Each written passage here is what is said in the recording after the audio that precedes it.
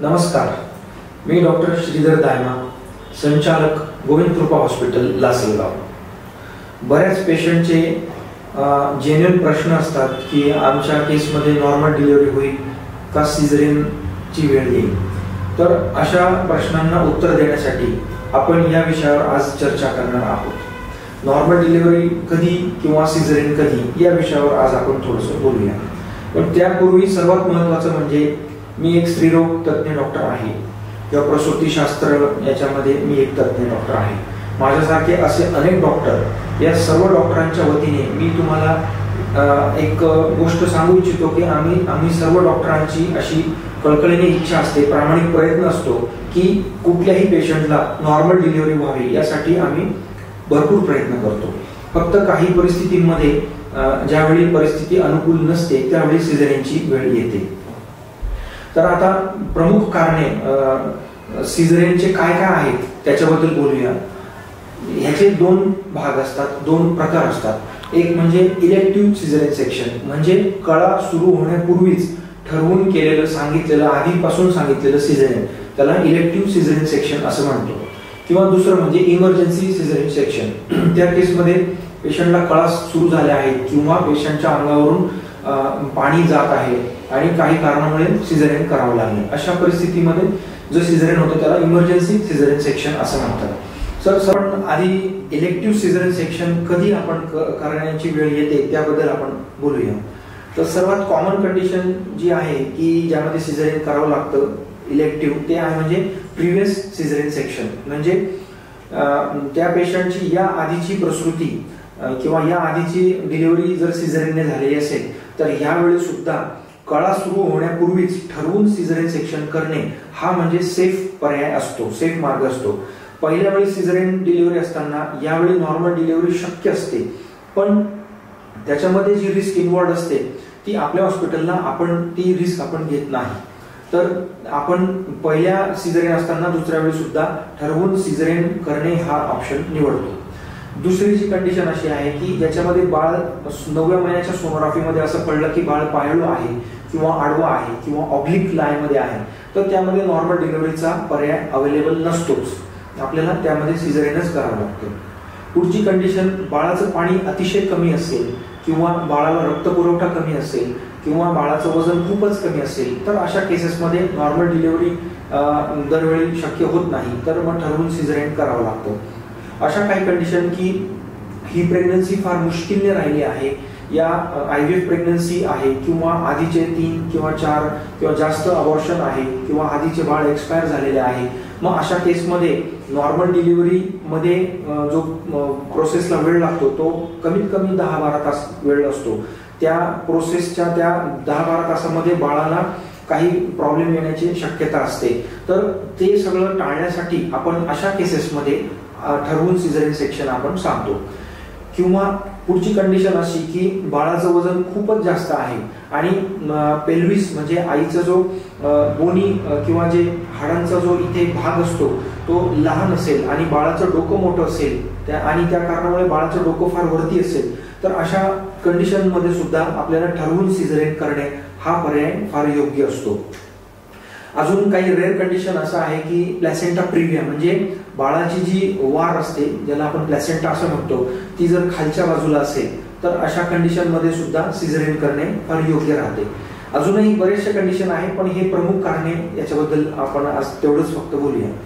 आणि आता आपण बोलूया की इमर्जन्सी सिझेरियन सेक्शन कधी करावं लागतं.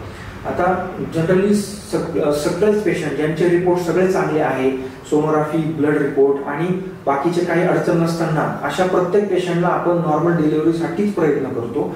पण नॉर्मल डिलिव्हरीला प्रोसेस चालू केल्यानंतर जर असं झालं की बाळाने पोटामध्ये मेकोनियम पास केले आहे किंवा त्याला पोटामध्ये शी पास केले आहे असं जर आढळलं तर त्या केसमध्ये शक्यतो सिझेरियन डिलिव्हरी करावी लागते. किंवा बाळाचे हृदयाचे ठोके जर कमी होत असेल, खूपच कमी होत असेल, तर त्याच्यामध्ये सुद्धा सिझेरियन डिलिव्हरीच करावी लागते.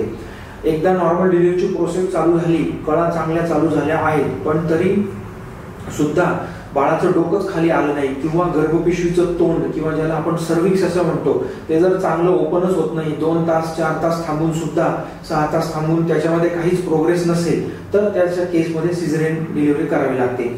किंवा अंगावरून जात आहे पेशंटच्या, त्याला लिकिंग असं म्हणतो आणि फार 12 तास 24 तासापासून जातच आहे आणि आता पेशंट आपल्याकडे लेट आले माझ्याकडे, तर मग अशा केसमध्ये सुद्धा जर गर्भाशयातलं पाणी जर पूर्ण संपून गेलं तर त्या केसमध्ये सिझेरियन डिलिव्हरी सिझेरियन करावं लागतं.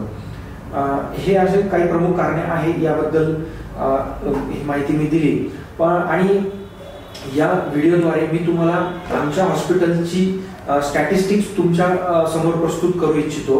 2023 मध्ये आपल्या हॉस्पिटलमध्ये ज्या काही डिलिव्हरी झाल्या तर आम्ही त्याचं म्हणजे सर्वात पहिले तर दर महिन्याला आम्ही त्याचं अनालिसिस करतो की आमच्याकडे या महिन्यामध्ये किती डिलिव्हरी झाल्या, त्यापैकी किती सिझेरियन झाले, किती नॉर्मल डिलिव्हरी झाले आणि तो डेटा आम्हाला गव्हर्नमेंटला सबमिट करावा लागतो. आणि इतकंच नाही तर सिझेरियनचं प्रमाण जर खूप जास्त असेल तर गव्हर्नमेंटच्या अधिकाऱ्यांना आम्हाला उत्तर द्यावं लागतं की या कारणामुळे सिझेरियन जास्त झाले नाही झाले असं.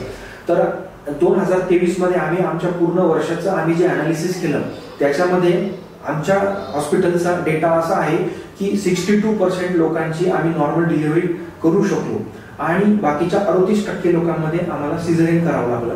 त्या 38%पैकी 19% पेशंटमध्ये इमर्जन्सी सिझेरियन सेक्शन होतं आणि 19% लोकांमध्ये इलेक्टिव्ह सिझेरियन सेक्शन होतं.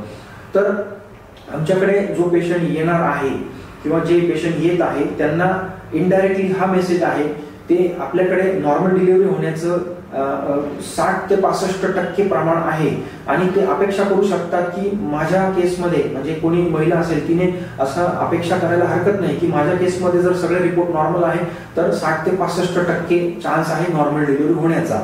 बाकी कोणालाही कोणत्याही पेशंटला 100% गॅरंटीड नॉर्मल डिलिव्हरी होईल किंवा सिझेरियन होईल असं आम्हाला सांगता येत नाही.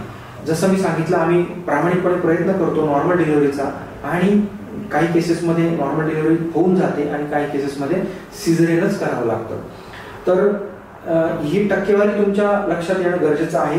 त्या व्यतिरिक्त काही पेशंटचा अट्टहास असा असतो की आमचं तर नॉर्मल डिलिव्हरीच व्हायला पाहिजे असं त्यांचं इन्सिस्ट आम्हाला काही पेशंट करतात. तर ह्या गोष्टी आमच्या हातात नाहीये.